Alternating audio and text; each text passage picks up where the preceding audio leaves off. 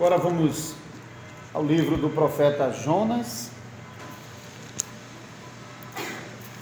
Vamos ouvir a mensagem da palavra de Deus a partir do capítulo 3, seguindo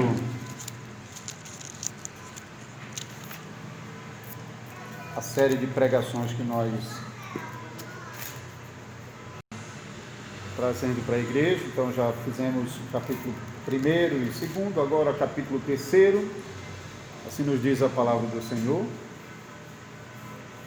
Veio a palavra do Senhor segunda vez a Jonas, dizendo: Dispõe-te, vai à grande cidade de Nínive e proclama contra ela a mensagem que eu te digo. Levantou-se, pois, Jonas e foi a Nínive, segundo a palavra do Senhor. Ora, Nínive era cidade muito importante diante de Deus, e de 3 dias para percorrê-la. Começou Jonas a percorrer a cidade caminho de um dia, e pregava e dizia: ainda 40 dias e Nínive será subvertida.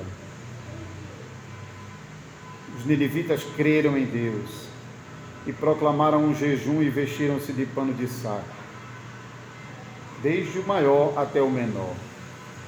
Chegou essa notícia ao rei de Nínive. Ele levantou-se do seu trono, tirou de si as vestes reais, cobriu-se de pano de saco e assentou-se sobre cinza. E fez-se proclamar e divulgar em Nínive por mandado do rei e de seus grandes: nem homens, nem animais, nem bois, nem ovelhas provem coisa alguma, nem os levem ao pasto, nem bebam água. Mas sejam cobertos de pano de saco tanto os homens como os animais, e clamarão fortemente a Deus, e se converterão cada um do seu mau caminho e da violência que há nas suas mãos. Quem sabe se voltará a Deus e se arrependerá e se apartará do furor da sua ira, de sorte que não pereçamos. Nós vamos tratar o versículo 10 em conjunto com o capítulo 4 na próxima pregação. Amada congregação do Senhor Jesus Cristo, nós já temos aprendido nas pregações anteriores a olharmos para o livro de Jonas como uma grande profecia que aponta para a inclusão dos povos na promessa que Deus vinha revelando no meio da nação pactual de Israel. Nós também temos aprendido a olhar para a estrutura do livro de Jonas em seus 4 capítulos, como uma estrutura que nos conta a história da redenção. Então, Deus envia o seu Filho ao mundo, o seu Filho morre por pecadores e ressuscita. A mensagem do Evangelho é pregada aos povos, e os escolhidos de Deus ouvem e se arrependem, e Deus perdoa os pecados dos seus escolhidos. Então, nós chegamos ao capítulo 3 do livro de Jonas, que dentro desse programa redentivo está na 3ª parte, que fala sobre a proclamação do Evangelho aos povos e o arrependimento dos escolhidos de Deus. Então vamos observar ao longo desse capítulo 3 o envio de Jonas a Nínive com a pregação do Evangelho e o arrependimento dos ninivitas. Depois da experiência que Jonas teve, nós lemos sobre isso no final do capítulo 1 e o capítulo 2, de ter sido jogado ao mar, e a experiência de morte que Jonas teve, e depois como ele foi salvo da morte e protegido no ventre do peixe, até que no 3º dia o peixe o cuspiu na praia. Essa experiência dramática de Jonas ensinou a Jonas uma verdade que ele havia negligenciado, a verdade de que não há como lutar contra a vontade de Deus. A vontade de Deus será feita de toda maneira. Deus é soberano para colocar em prática a sua vontade. Jonas aprendeu isso da forma mais dramática, e agora então ele não reluta em atender o chamado do Senhor para ir a Nínive, conforme nós lemos nos primeiros versículos: veio a palavra do Senhor segunda vez a Jonas, dizendo: dispõe que vai à grande cidade de Nínive e proclama contra ela a mensagem que eu te digo. Levantou-se, pois, Jonas e foi a Nínive, segundo a palavra do Senhor. Então Jonas foi a Nínive, uma viagem muito menor do que a que ele estava planejando fazer para Tarsis, que era mais de 5.000 quilômetros de distância. Nínive ficava a cerca de 1.000 quilômetros de distância. E então, chegando a Nínive, Jonas começa a proclamar a mensagem que Deus havia entregue a ele. Então, o texto diz que a cidade de Nínive era grande o bastante para ser necessário 3 dias para percorrê-la. Nós lemos isso nos primeiros versículos.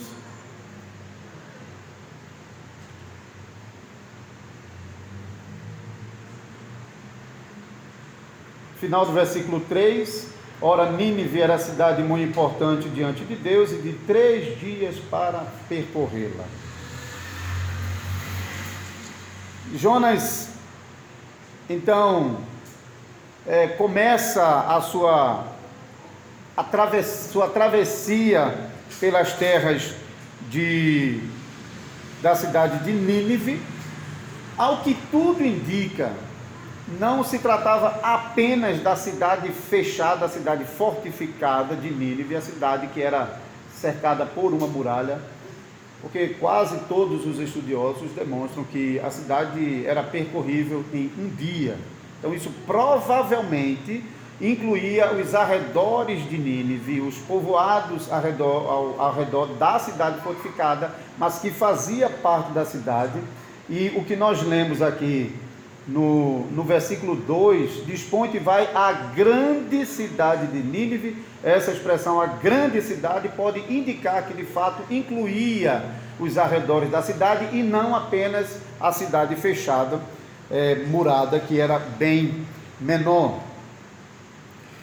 E o texto não dá muitos detalhes sobre a pregação de Jonas, exceto que ele estava repetindo a mesma mensagem cada dia que ele percorria a cidade. Então, o texto não mostra um Jonas que está preocupado com os ninivitas e tentando convencer os ninivitas, argumentando e tentando ganhar os ninivitas, levando os ninivitas a entenderem a mensagem e a aceitarem a consequência dela. Mas ele está funcionando mais como um arauto, que atravessa a cidade só dando a notícia, como acontecia no mundo antigo, quando nascia, por exemplo, o filho de um herdeiro do trono, e os arautos atravessavam as terras somente proclamando, era só um anúncio. Então ele não tenta convencer os ninivitas da sua mensagem, como geralmente faziam os profetas em Israel. Se nós vamos olhar para as profecias é uma tentativa dos profetas de convencer o povo a se arrepender por causa daquilo que eles estavam ouvindo na mensagem. E a mesma coisa faziam os apóstolos do Novo Testamento. Então a cena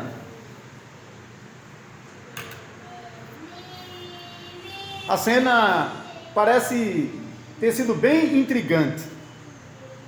É como a de um doido andando pelas ruas de Nínive e gritando sem parar, repetindo a mesma mensagem, a mensagem de juízo que Deus havia ordenado.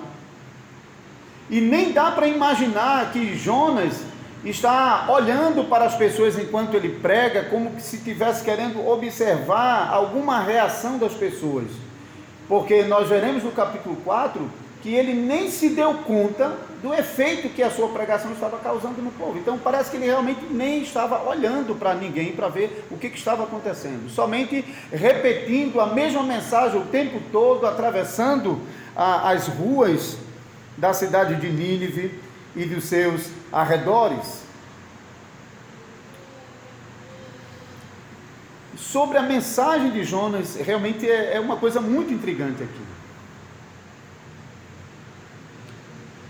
Segundo o que nós temos registrado aqui no capítulo 3, a mensagem de Jonas dá para a gente contar nos dedos. Porque no texto hebraico são apenas 5 palavras. Você tem aí no versículo 4, começou Jonas a percorrer a cidade caminho de um dia e pregava e dizia: ainda 40 dias e Nínive será subvertida. É assim que o texto está separado em 5 palavrinhas. Isso é tudo que o texto registrou sobre a mensagem de Jonas. Realmente, por que uma mensagem tão curta? Chama realmente a atenção. Alguns comentaristas pensam que é apenas um resumo da mensagem que Jonas proclamou, porque quando nós vamos para o capítulo 1 de Jonas, dispõe-te e vai à grande cidade de Nínive e clama contra ela, porque a sua malícia subiu contra mim.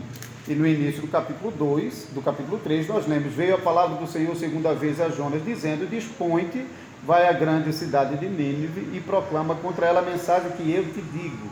Como se Deus tivesse entregado uma mensagem pronta para Jonas proclamar. Então, alguns sugerem que por causa disso ele pode ter falado muito mais do que isso, mas foi registrado apenas esse resumo, essas 5 palavras. Isso de fato é possível, porque muitas vezes no texto bíblico nós estamos vendo registros simplificados de vários acontecimentos. Isso de fato é parte do recurso do narrador, de não ter de colocar todos os detalhes e realmente escolher aquilo que ele julga que é mais importante para transmitir aos seus leitores. Então é possível. Mas também pode ser possível que a mensagem que ele pregou seja exatamente aquilo que a palavra de Deus registrou. E por que não?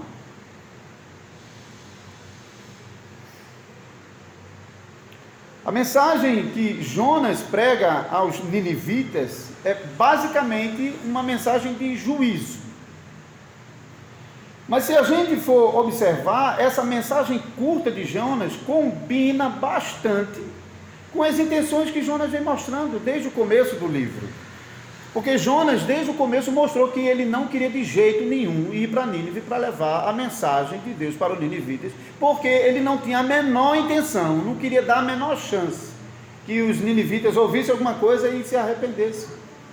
Porque ele sabia que Deus podia perdoar os ninivitas. E a última coisa que ele queria era que os ninivitas fossem salvos. Então, eu penso que podemos manter a mensagem de Jonas exatamente como ela está registrada. Ainda 40 dias e Nínive será subvertida ou destruída. Notem outra coisa que combina a mensagem de Jonas com aquele sentimento que Jonas já demonstrou anteriormente, de realmente não querer a salvação dos ninivitas. A mensagem não menciona o nome de Deus. A mensagem não faz um chamado ao arrependimento. A mensagem não tem promessa de salvação. Tudo que a gente encontra era aquilo que Jonas realmente queria. Ainda 40 dias e Nínive será destruída. Isso era tudo que Jonas queria. Agora, do outro lado, irmãos, veja se essa mensagem de Jonas não combina também perfeitamente com as intenções de Deus. Por que devemos nos perguntar, ora, por que Deus está enviando uma mensagem de juízo a um povo distante? Por que Deus faria isso? Será que Deus apenas mandaria anunciar o juízo para depois destruir a cidade? Ele não precisou fazer isso com Sodoma e Gomorra. Ele simplesmente foi lá e destruiu conforme ele quis. Mas na verdade, de um lado, Jonas está tentando esconder Deus, a graça de Deus, a promessa de salvação aos ninivitas, por meio da mensagem culta que ele está pregando. Mas Deus, do outro lado, tinha outros planos. Assim como Deus fez com a intenção de Nínive, conforme vemos no capítulo 1, quando ele teve a intenção de se jogar no mar para morrer e assim fugir de Deus, e Deus, como Deus usou essa rebeldia de Jonas como parte da mensagem redentiva, porque Jonas no mar, 3 dias e 3 noites no ventre do peixe, foi usado pelo próprio Senhor Jesus como tipo da obra redentora de Cristo, morrendo e ressuscitando ao 3º dia. Nós lemos sobre isso lá em Mateus capítulo 12. E Deus também está usando a mensagem de Jonas para alcançar outro propósito. Jonas tinha um propósito que era esconder Deus, esconder a salvação dos ninivitas, que ele queria ver a destruição dos ninivitas, mas Deus está usando a mensagem com outros propósitos. Então, isso já nos mostra que definitivamente o resultado da pregação não depende do pregador. Não é o pregador que provoca o resultado da sua pregação, mas o resultado depende exclusivamente de Deus. O pregador, ele tem que pregar, ele é chamado para pregar, ele é chamado para levar a palavra de Deus, mas é Deus que usa o pregador, que usa as palavras, que dirige as palavras ao coração dos pecadores. E vimos isso também em Nínive, porque apesar de Nínive ser a cidade mais odiada daquela época, e nós já falamos sobre isso, é uma cidade perversa. O modo como conquistava os povos era promovendo as maiores atrocidades inimagináveis. E Nínive, além da sua perversidade, era uma cidade pagã como qualquer outra. Mas apesar disso, Nínive achou graça diante de Deus, como Noé, na sua época, entre as famílias do seu tempo, que nós lemos que Noé achou graça diante do Senhor, e por causa disso, então, o Senhor o escolheu para construir a arca e proteger a sua família lá dentro. Nós também estamos lendo sobre isso aqui. Se você voltar para o versículo 3, o final, ora, Nínive era cidade muito importante diante de Deus. Muito importante diante de Deus. Não era cidade qualquer. Para os outros povos, era a cidade detestada, a cidade a ser destruída. Mas para Deus, não. É uma cidade muito importante diante de Deus. Por quê? Porque Deus já havia tomado uma decisão de salvar aquela geração de ninivitas. Deus, de fato, irmãos, é soberano na escolha que faz sobre os pecadores que quer salvar. Isso não fica conosco. Porque se de fato a escolha de quem vai ser salvo, se dependesse de nós, Nínive na sua época seria a última cidade a ser salva. E nós não seríamos muito diferentes, não. Ainda mais 2 coisas sobre a mensagem que Jonas pregou.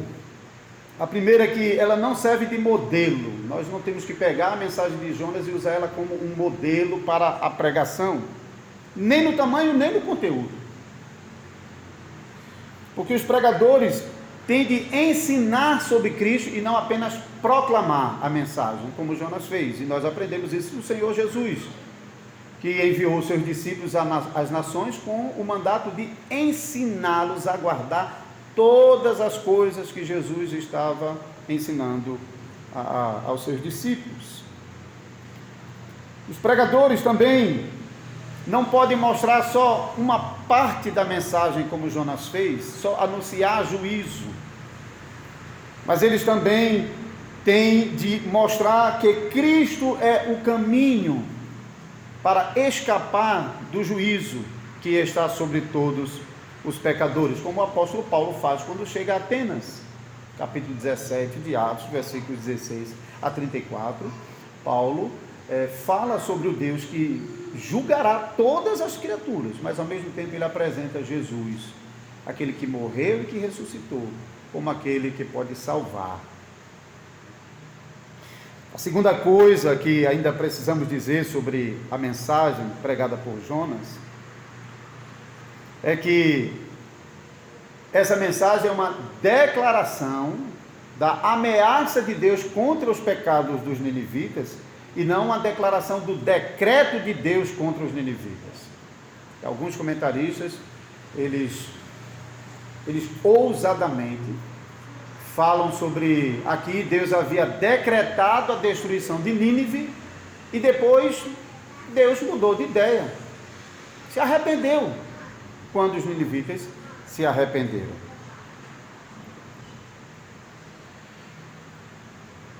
Mas preste atenção, irmãos. Se esse fosse o caso, significa que Deus não sabia que os ninivitas se arrependeriam. E também significa que ele não tinha um plano para os ninivitas. O plano caiu de paraquedas, na medida que os ninivitas se arrependeram. Mas o pior de tudo é que, se Deus tinha decretado a destruição dos ninivitas e voltou atrás no seu decreto, significa que Deus muda. E se Deus muda, vocês estão perdidos. Porque ninguém aqui pode ter certeza nenhuma de salvação.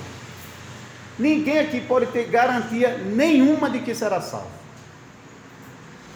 Porque se Deus muda a sua vontade, Deus mudou a sua vontade que era contra os ninivitas para destruí-lo, para uma vontade para não destruí-lo e para salvá-lo, Deus também pode mudar a sua vontade em relação a nós, que tem sido anunciada por meio da pregação, de que a sua vontade é de nos salvar, mas ele pode se arrepender e voltar atrás e dizer, não quero mais salvar vocês, porque afinal de contas vocês continuam os mesmos pecadores que eram antes.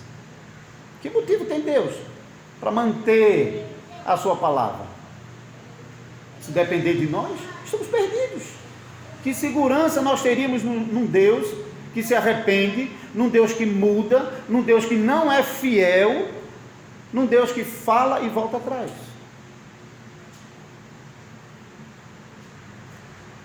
Então tenham muito cuidado com esse tipo de mensagem que tem sido proclamada aí em todos os cantos. Mensagem que às vezes é muito enfeitada com o nome de Jesus, repete do começo ao fim a palavra graça, arrependimento, promessa, salvação, mas no final das contas deixa o pecador jogado no meio de um oceano sem ter que se agarrar, como Jonas afundando no mar. Lembre-se, irmãos e irmãs, Salvador Jesus Cristo, quando veio ao mundo, quando foi enviado pelo Pai para a salvação de pecadores, e quando ele realizou a obra redentiva na cruz do Calvário e ressuscitou ao terceiro dia e subiu ao céu e sentou à destra da majestade nas alturas, a primeira providência que ele tomou foi nos enviar o seu Espírito Santo como penhor, como garantia de que nós somos propriedades dele, nós pertencemos a ele, e um dia ele virá buscar aqueles que lhe pertencem, e como ele mesmo disse, nenhuma das ovelhas que Deus lhe deu será tirada das suas mãos. Essa é a certeza que nós devemos ter, a confiança, a segurança de que a nossa salvação está garantida em Deus. Não é uma salvação que dependa de nós, ou uma salvação que dependa de um Deus que a qualquer momento pode mudar de opinião. De jeito nenhum. Por fim, vejamos o resultado da pregação de Jonas aos ninivitas, versículos 5 a 9. Notem que o arrependimento veio já no primeiro dia, o arrependimento dos ninivitas. Já no primeiro dia.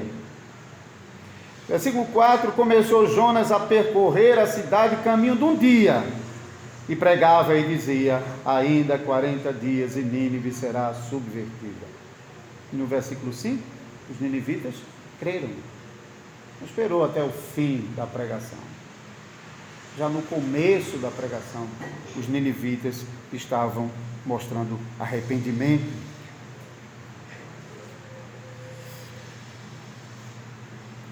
Considerando o tamanho da pregação, considerando a natureza da pregação, considerando a afoiteza de um estrangeiro entrar na cidade e feito um doido, passar no meio da rua, para cima e para baixo, dizendo: ainda 40 dias e Nínive será subvertida. O mais lógico seria esperar outro tipo de reação dos ninivitas e não o que a gente está vendo aqui. Eles poderiam ter se indignado com Jonas, porque afinal de contas, quem é esse estrangeiro para vir para cá, entrar na nossa cidade e anunciar o fim da nossa cidade, criando instabilidade no reino, porque Nínive era a capital do grande império assírio, e perturbando a paz de nossa cidade? Quem é esse estrangeiro? E podiam facilmente ter lançado mão dele e ter matado. Ou poderiam simplesmente ter rido, zombado. Olha que doido. Quem é esse doido aí? Que fica repetindo aí o tempo todo essas palavras. Eu estava pensando nisso, eu não pude deixar de me lembrar dos pregadores itinerantes que a gente vê pelas ruas, que em certa medida a gente às vezes tem o mesmo sentimento, hein? Isso é um doido, hein? Repetindo essas coisas. É claro que muitas vezes a mensagem deles não são mensagens bíblicas e eles não estão ali porque eles foram comissionados por Deus para isso. Porque eu digo isso porque eu já trabalhei nesse ambiente e não é a igreja que está enviando. A maioria deles não é, não.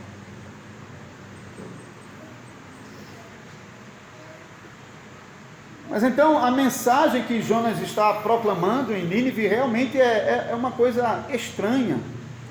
Um estrangeiro, afoito, passando pelas ruas da cidade, dizendo que a cidade vai ser destruída, repetindo essas 5 palavras, sem dizer muita coisa ou nada sobre Deus, não pronunciar pelo menos o nome de Deus, como ele havia feito quando estava no navio, para os marinheiros.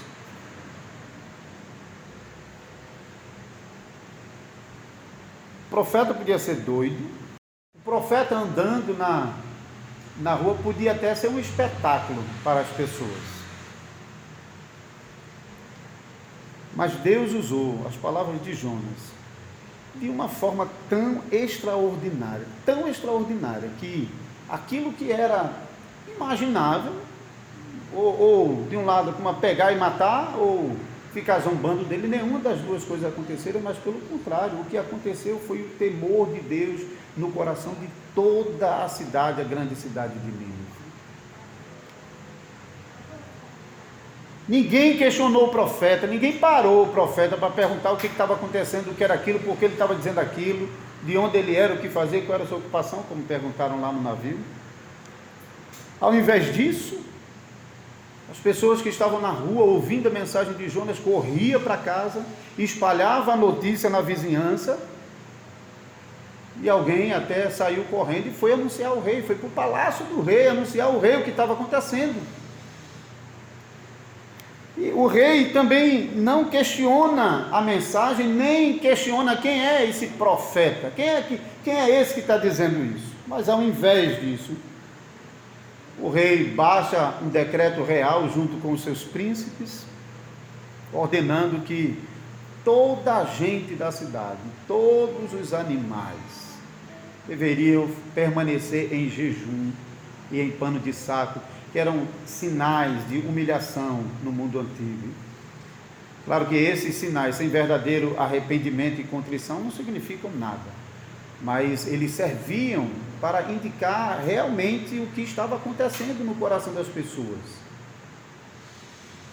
Nós lemos dos versículos 7 a 9, e fez-se proclamar e divulgar em Nínive, por mandado do rei e de seus grandes, nem homens, nem animais, nem bois, nem ovelhas provem coisa alguma, nem os levem ao pasto, nem bebam água, mas sejam cobertos de pano de saco, tanto os homens como os animais, e clamarão fortemente a Deus, e se converterão cada um do seu mau caminho e da violência que há em suas mãos.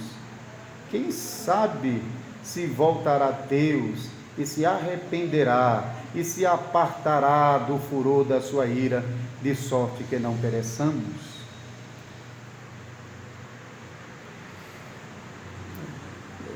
Essa passagem realmente é cheia de coisas intrigantes, porque agora o povo está clamando a Deus. Como eles estão clamando a Deus, se Jonas não pronunciou o nome dele? De fato, não sabemos, hein? Talvez tenham identificado Jonas como israelita e, consequentemente, chegaram ao Deus de Israel, mas isso não é dito no texto, e também não precisamos ficar focado naquilo que o texto não está dizendo, porque de fato o foco não está nesses detalhes. O foco de fato está em Deus e na mensagem que Deus mandou proclamar em Nínive. Note, eles não estão preocupados quem é o profeta, não quer saber quem é Jonas. Eles estão preocupados com a mensagem que eles ouviram e eles creram que era a mensagem de Deus. Esse é o foco.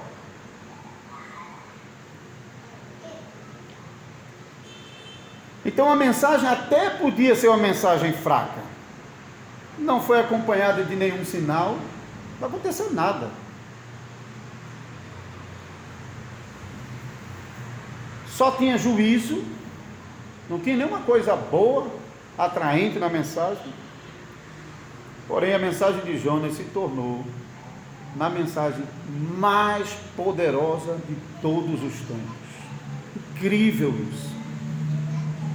Mais de 120 mil pessoas creram na mensagem que Jonas proclamou, e arrependidos se humilharam diante de Deus, invocando o nome de Deus e rogando, apelando para que Deus não os destruísse.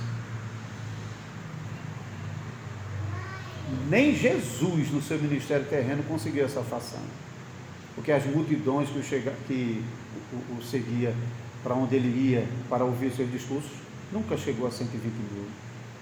Nem Pedro, no grande discurso de Pentecostes, chegou a 3 mil, que nós consideramos um poderoso sermão, hein? E realmente uma salvação poderosa de 3 mil pessoas, mas nem chega perto da pregação de Jonas, que alcançou e salvou 120 mil pessoas. Esse número de 120 mil também combina com o que eu já mencionei sobre a grande cidade de Nínive, não apenas a cidade murada, mas todos os seus arredores, porque a cidade murada dificilmente caberia um número de 120 mil pessoas, mas considerada com os seus arredores, todas as cidades que compunham, e a gente em Josué está vendo que isso era muito comum. Muitas vezes uma cidade era como cidade satélite, cidade real, como a cidade dos gibeonitas é chamada de cidade real, mas ela, junto com ela estava uma série de outras cidades. Isso também pode ser o caso aqui. Então, mais uma vez, irmãos e irmãs, fica claro que o resultado da pregação não depende do pregador. Não depende do pregador. E mais uma vez, temos de pregar a palavra? Temos, porque Deus escolheu a pregação como meio para alcançar os seus eleitos em todos os lugares.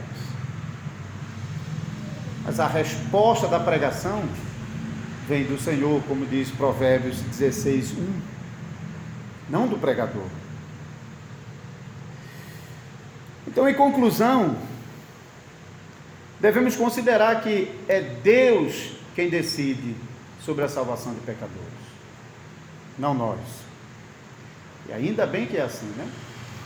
Ainda bem que é assim. Porque o nosso coração é inclinado a fazer a seleção de quem vai ser salvo e quem vai ser condenado segundo os nossos próprios critérios. E esses critérios quase nunca são critérios justos e quase nunca coincidem com a vontade de Deus, conforme nós ouvimos na pregação de hoje de manhã. Nós sempre somos inclinados a tratar a maldade dos nossos próximos com base na ofensa que aquilo nos causa. E em retribuição, nós desejamos a sua morte, sua destruição, não a sua salvação.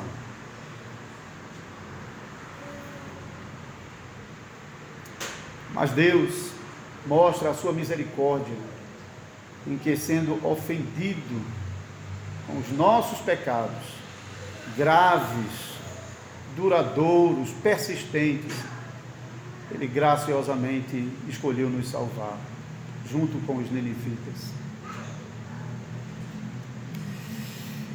Outra coisa é que Deus graciosamente nos usa como instrumentos para a salvação de outras pessoas, estejam elas distantes, como os ninivitas estavam de Jonas, estejam elas próximas.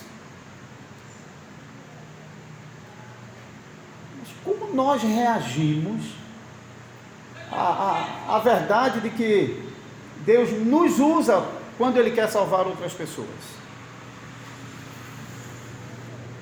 Será que nós nos alegramos, nos animamos?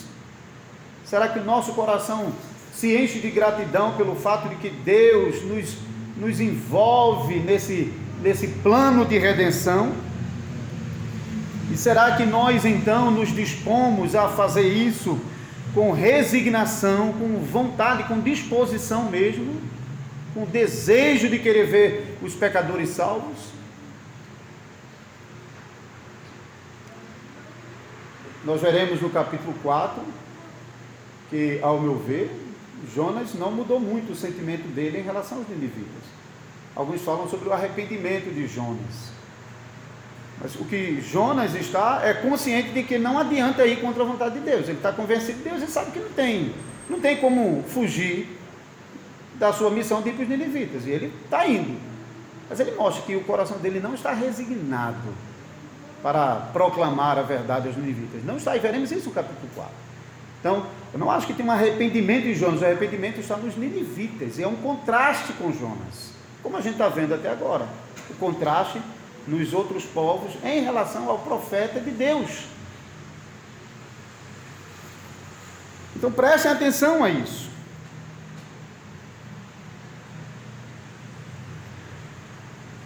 Quando nós temos que fazer alguma coisa que é do nosso próprio interesse, a gente faz de tudo. A gente investe o nosso tempo, investe o nosso dinheiro, senta para planejar, para meditar. A gente faz de tudo para desfazer qualquer embaraço que possa atrapalhar aquilo, porque nós queremos, é o nosso objetivo, nós fazemos de tudo. Mas quando não é o nosso interesse, às vezes nós ou temos uma atitude deliberada como a de Jonas, a primeira atitude de Jonas de dizer, vou fazer completamente diferente, ou a atitude dissimulada de Jonas, do segundo Jonas aqui, dizer, eu vou fazer porque eu tenho que fazer, mas eu não me empenho, eu não me dedico, eu não me esforço, eu não desejo isso. Mais uma vez, como ouvimos de manhã, para o nosso coração é mais fácil a gente se empenhar em se envolver nas coisas que são do nosso interesse. A gente vai fazer de tudo. A gente vai percorrer mundos e fundos. Mas quando Deus ordena que a gente faça, a gente ou é rebelde, ou é frouxo, é mole, covarde.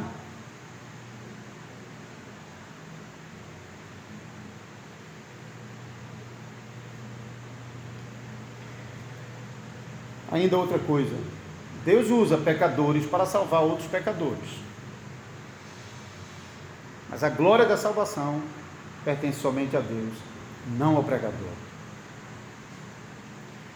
Se alguém se mostra rebelde em levar a palavra de Deus aos perdidos, isso não frustra de jeito nenhum os planos de Deus para alcançar os seus eleitos que estão em todos os lugares, de jeito nenhum, não adianta. Até Paulo, quando estava preso, ele disse: eu posso estar preso, mas a palavra de Deus não está presa. Não adianta. E mais, Deus é poderoso e sábio o suficiente para pegar a rebeldia do pregador que não quer levar o evangelho ao perdido e transformar a sua rebeldia na bênção para aquele pecador. Exatamente como Deus fez com Jonas. E a rebeldia de Jonas, Deus usou como mensagem de salvação. E como vimos na pregação anterior, a mensagem que chega aos ninivitas está mediada pela obra da redenção de Jesus Cristo, que estava apontada na angústia de Jonas ao afundar no mar e no cuidado de Jonas no ventre do peixe até o terceiro dia. Jesus usou exatamente a imagem de Jonas para apontar aquilo que aconteceria mais adiante. Jesus morreria pelos pecadores e ressuscitaria ao terceiro dia. Então, se um pregador rebelde não quer levar o evangelho aos perdidos, isso de jeito nenhum frustra os planos de Deus. Nem precisa se preocupar. Isso pode ter uma consequência ruim para o pregador, para a sua igreja. Mas para os planos de Deus, de jeito nenhum. Mas se o pregador for um camarada fiel, e ele realmente ele quer ser fiel ao Senhor, e ele quer levar a mensagem de pregação, e ele faz de tudo, e ele até faz como Jonas, que teve que pagar do próprio bolso a passagem, tanto para ir para Nínive, como agora a viagem que ele tem que fazer de 1000 quilômetros até Nínive. Querendo ou não, ele teve que assumir o custo da viagem. E o pregador fiel faz isso com muito gosto. O pregador fiel, ele não mede esforços para fazer o evangelho chegar até os pecadores. Ele ama fazer isso. Ele ama ver Deus salvando pecadores. Ele ama ver pecadores que outrora eram rebeldes, resistentes a Deus, agora rendidos aos pés do Senhor. O pregador fiel ama pregar o evangelho, dentro, fora da igreja, com palavras e com a sua vida. Mas esse pregador fiel, empenhado, se almas estão se convertendo a Deus por meio da sua pregação, apesar disso, a glória da salvação fica somente com Deus, não pertence a Ele. Porque sem Deus, nem a mensagem mais eloquente do maior pregador de todos os tempos vai ter efeito nenhum no coração do pecador. No máximo, pode ter um efeito de convencimento, que dura pouco, mas não transforma a vida de nenhum pecador.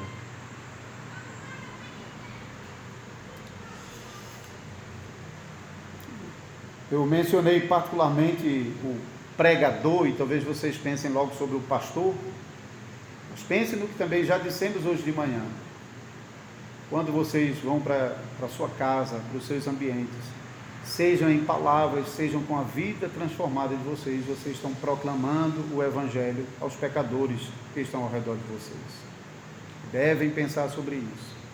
Deus não vai deixar de alcançar o pecador por causa da sua rebeldia, mas você vai perder o privilégio de se alegrar na salvação daquele pecador quando Cristo alcançá-lo por meio de você. Embora a glória da salvação de pecadores não fica com você e nem é dividida com você, fica somente com Deus.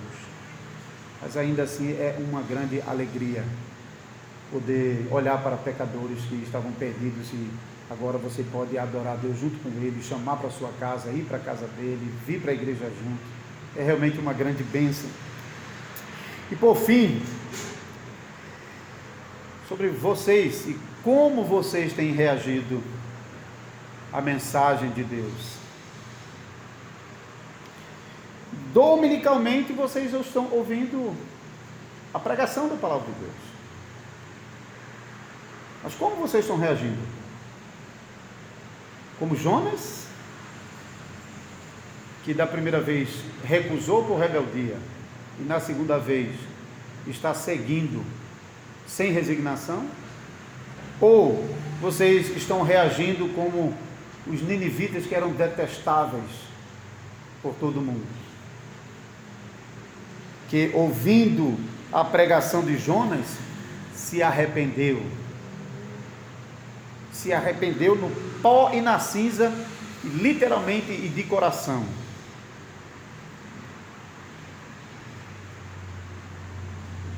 Ou como Jonas e como os líderes religiosos do tempo de Jesus, para quem Jesus usou o exemplo de Jonas para censurar-lhes a incredulidade, no capítulo 12 de Mateus, texto que nós já pregamos aqui, no versículo 41,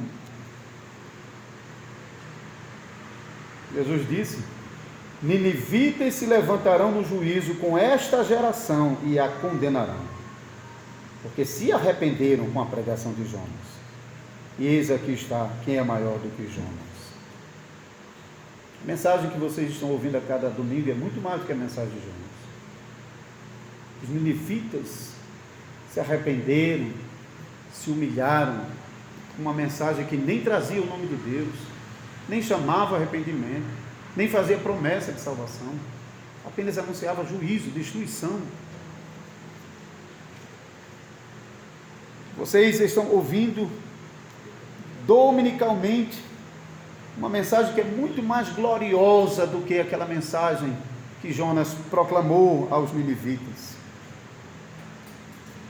A mensagem que ouvimos não é uma mensagem carregada de juízo, mas é uma mensagem carregada de Cristo, carregada de graça, carregada de promessa.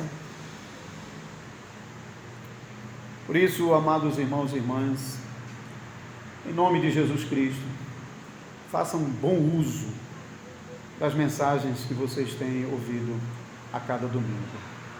Amém.